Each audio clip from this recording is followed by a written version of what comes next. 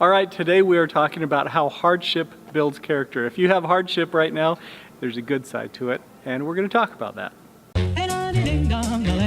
How is it we can do some amazing and sometimes unexplainable things, like heal our own bodies by the power of our thought? Mother's intuition, the law of attraction. Can we really tap into our subconscious mind? Can we really create our own realities? It begs the question, are we novice gods?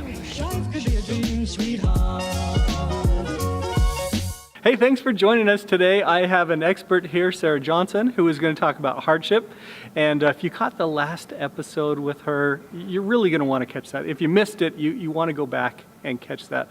She was talking about the sweet fruits of adversity and how to go, through even hard challenges and stay positive. But today, we're going to talk about how hardship builds character, how you can actually use these, maybe not so great experiences in your life to turn them into foundational things that you're gonna have for the rest of your life, which is having character. So let's jump into it. What do you have to share today? Fantastic. Okay, so a couple months ago, I took my family to the Redwood Forest. Have you been to the Redwood Forest?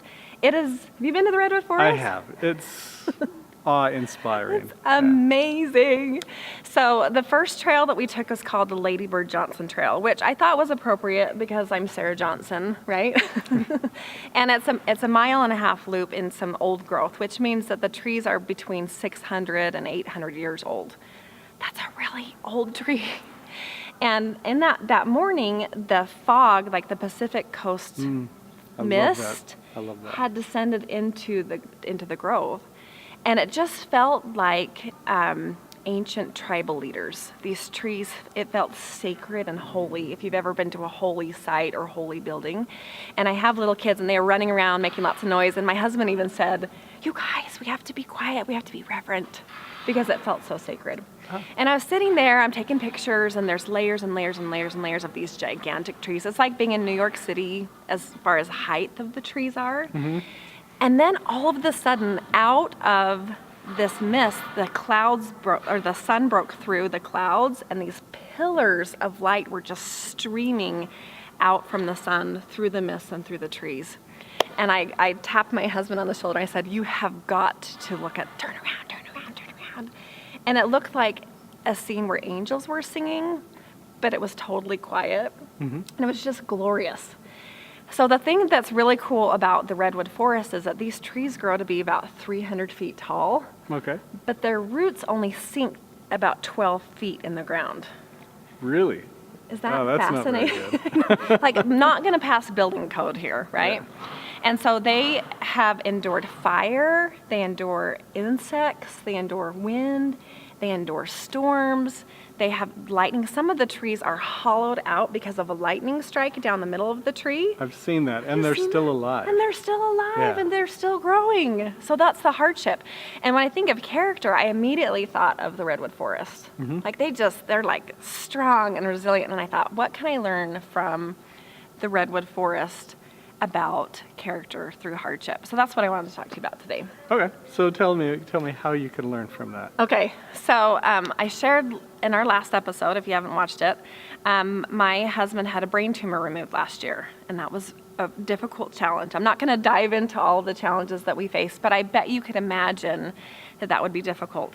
And I bet that you could imagine a difficulty that you've had that hopefully you could relate some of these lessons to. Maybe it's a divorce, maybe it's a sickness, maybe it's mental health issues or a financial challenge. I want you to replace in your mind my challenges with something that you've gone through. The first thing you need to do to get that character to endure that hardship is community. And the community that you have, you're going to have family that you're either married into or that you've been born into that would love to support you and build that character. Number 2 is the community that's in maybe your neighborhood or your congregation or your work friends that are there to support you, who you already have a relationship with that can help you, fortify you when you don't have the strength to stand on your own, that literally you can be held up during your challenges. Now, I'm just going to jump back to the Redwood Forest thing, because I haven't done enough research, but it sounds like you have.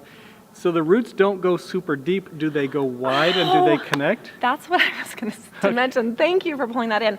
The root system, each tree has a radius of 50 feet outwards. So all of the roots go outwards and they interconnect with each other.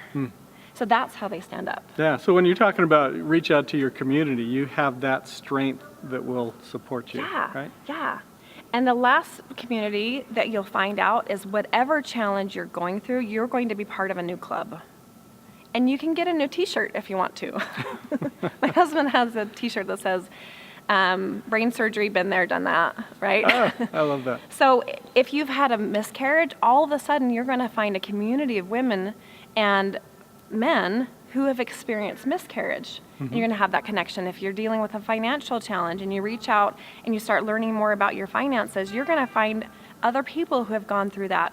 And I would suggest that you find somebody that's ahead of you on the healing process that can be a mentor to you in whatever circumstance you are. So for example, I'm a caregiver to a brain injury survivor, and I have mentors that are caregivers, and my husband is dealing with his brain injury, and he needs different support than I do. Okay. So be part of a community. Like if you want to build that character during your hardships, is to really reach out and be engaged with and allow your community to support you. Yeah. That can be really hard. But if you don't receive, no one can give, and they want to support you and love you. So that's number one. Yeah, I love that. And there is so much great science out there about communities and how helpful they can be. There's a great study about rats. You can Google it, you could look it up. But they did this study where it was rats, and they would give them, they had the opportunity to either have water or have this horrible drug, this really addictive drug. I can't remember what it was. And whenever they were alone, they would totally overdose and die because they would take the drug. But then when they were they built these big cities, little rat cities and rat playgrounds, and they put them in as this huge community, and they wouldn't die because they wouldn't overdose on that stuff because they had all this support. Yes. So no matter what you're going through and no matter what trial, stick with your community. Yes, and be willing to connect, and that's my second point. Because you can be inside of a community and you can be with people and feel totally alone. Yeah. Have you had that experience? I've been to Disneyland and felt totally alone. And there's thousands and thousands of people, right? But even in your own family and even in your own congregations, you can feel alone, even when you're surrounded by your community. So I think it's so important that you are willing to connect. And I just have 4 things that I'd love to do. Number 1 is to make eye contact. You don't have to stare creepy at people. They're going to let you know when they're uncomfortable with the amount of connection you have by looking away, and you can look away and that's totally fine. But making eye contact will allow people to see you, and you can see other people. I had about 8 years ago, I had a miscarriage, and I was really sad. The only people that knew about it were my husband and my doctor. And then eventually we told my mother and my mother-in-law and my sister-in-law, and they were able to support us. But this is what happened. I went to a business networking group. I had to pull my bootstraps up and work anyway, and I was really sad. And this gentleman from another country, he barely even spoke English, and I don't even remember his name anymore, but he saw me. Do you know what I mean?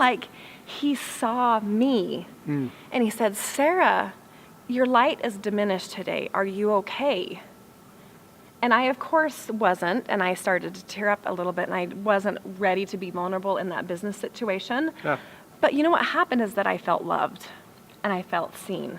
So never underestimate the value of just making eye contact. If you have somebody that's suffering and you're noticing them, make eye contact with them and just give them lots of happy juice when you're making that eye contact and connection, to make sure people know that they're seen and that they're valued.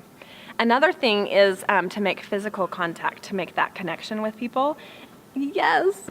I was just thinking, I teach my daughter, she's 16, if she wants a boy to ask her out to grab his shoulder or to grab his elbow, because nobody touches your elbow, but it's totally appropriate, right? But a firm handshake, a double handshake, arm around a shoulder, having that physical connection can really be a lifeline for other people. Saying people's names is fabulous. for connecting. Having somebody say your name and then you say other people's names is really valuable. And also making those connections is asking great questions. I like that. Being willing to be vulnerable and ask people questions, and then being willing to share with people as they ask. If they say, "How are you doing?" It's okay to be real, especially with people that you know that love you. Yeah. So can I share a story? Yeah. Okay, so you're talking about connections and hugs and touching people. And so my oldest daughter, I don't think she'd like me sharing this, but I'm going to share this anyway. She doesn't like hugs, and she's been very reserved, and I don't think it's serving her well because she's, kind of closed in. Well, this last week, in fact, just a couple of days ago, her car kind of broke down. And so she's on the phone with me and she's FaceTiming me, and it's super snowy, and I can't tell if it's traction issue she's got or a transmission issue. And so I had her go to a parking lot so she could show me pictures of the tire and, all sorts of stuff. So we're having this conversation, and then I hear this little old lady, "Are you okay?" And she started to talk to her, and my daughter immediately starts crying. She's living in this town way far away, and she's feeling alone, and she's feeling disconnected from us. And this little old lady came up and asked if she was okay and asked what was going on. And when she went away, I said, "Did you just get hugged by a stranger?" "Yes." But it made her day, even though she's, has told herself that, she's shy and introverted. That human connection makes such a difference. Yeah. And so just the thing that I want to add in here is allow yourself to have that human connection. When people offer it, allow that. Don't have this huge bubble around you that you don't let people in, because you really need to have those roots connected with all the other trees around. And I think in our society, it's okay to serve, but somehow we've discombobulated this message that if I have to receive, then that I'm not pulling my weight, or that I'm not valued, or that I'm not enough. And let me tell you, when you go through a really difficult challenge and you have nothing left to give, you will be amazed at how many people love you. It is remarkable what happens when your world falls apart, if only for the blessing to see how good people are. Oh. After my husband's surgery, I didn't cook for 3 months. 3 months, because people brought our family dinner. And that's just one example. But if you want to give, and that's your heart is like, I want to give, I love that. But let's celebrate receiving. Yeah. And even if that's simple as like somebody's holding a door open for you at the grocery store, then just say thank you and receive that. If a friend wants to pay for your lunch bill, you say what? Thank you. Thank you. And you accept it. Yeah. Yeah, and I've been so embarrassed, because this is still a new practice for me. I'm still on the life transformation thing. But I remember going to dinner with a friend of mine, and he offered to pick up the check, and he offered to buy, we were at the Cheesecake Factory, he offered to buy cheesecakes for us, and I was feeling vulnerable and like I didn't have enough money and all this stuff, and I didn't accept it. And then when I drove away, I just thought how awful I made him feel, because I was not accepting of his kindness, of his generosity, of his love, and I totally self-sabotaged our relationship just in that moment. But I hope that you recognize that the ability to receive, the willingness to receive, is a huge blessing. And it will help. It'll bless them. Yeah. You're blessing their life by being willing to receive, and I love that. That was one of my favorite character strengths that I think that our family grew in this year with the challenges we've experienced, is being able to receive, and feeling. Then you feel connected to them. You feel grateful because we can't do life alone. And somehow we've convinced ourselves that if we can't do life alone, that we're not good enough. And the truth of the matter is that nobody can do life alone. And that if we're willing to receive from other people, we're going to feel connected. And we're going to, then when we do have the reserves to do what we can to be self-sufficient, then we're going to be growing up tall. And that leads me to my third point in building character. So the redwood forest, we're going to go back to the redwood forest a little bit. The only trees that I see from 600 or 800 years ago in that redwood forest are the ones that are still alive. I don't see the trees that died 500 years ago or 400 years ago, right? And so if you want to be in that grove, in the redwood forest symbolically in your life, despite obstacles, despite the hardships, despite whatever life throws at you, you have to show up. And so what I would suggest is give yourself space to grieve, and in that acute phase of hardship, to be willing to survive in that acute phase. But then when that acute phase is finished, whatever the situation is, that you have to show up and grow tall and you have to grow strong. So whether that's going to school and finishing your schooling, whether that's to finally to start your own business, or to take that class you've been wanting to take, or to master your sales program, or to get on top of your emotions, or to take the medication, if you have depression or anxiety, to be willing that you need help. Whatever the issue is for you is to decide that you're going to be in that grove and that you're going to grow up to be the best self that you are made to be. And that will be, then we can celebrate that you're in the grove, even if you're a baby tree, that you're still there, that you're still part of this community, and that you're growing up to be your best self. Awesome. Now, I want to say I love that you have talked about kind of the metaphors of being a tree. Throughout this series, if you've been paying attention, I've talked about that I think that you are gods in training, you are gods in embryo, that you have more capability within you than you really think. We don't really look at embryos very often, but we look at trees, and so I've kind of switched the metaphor. If you think about a little baby tree, a little seedling, it still has everything it needs. It is complete. It is full. It has all that it needs. It just needs time to really develop into the full version of itself. That's where you're at right now. I hope this series helps challenge some of your beliefs about yourself and gives you an opportunity to allow yourself to really be the best full version of yourself. Are you looking to make the world a better place? Visit me at scottwilhite.com and sign up to become an Impact Insider. I'll keep you updated on the topics and ideas that may help you become your best, true, full self.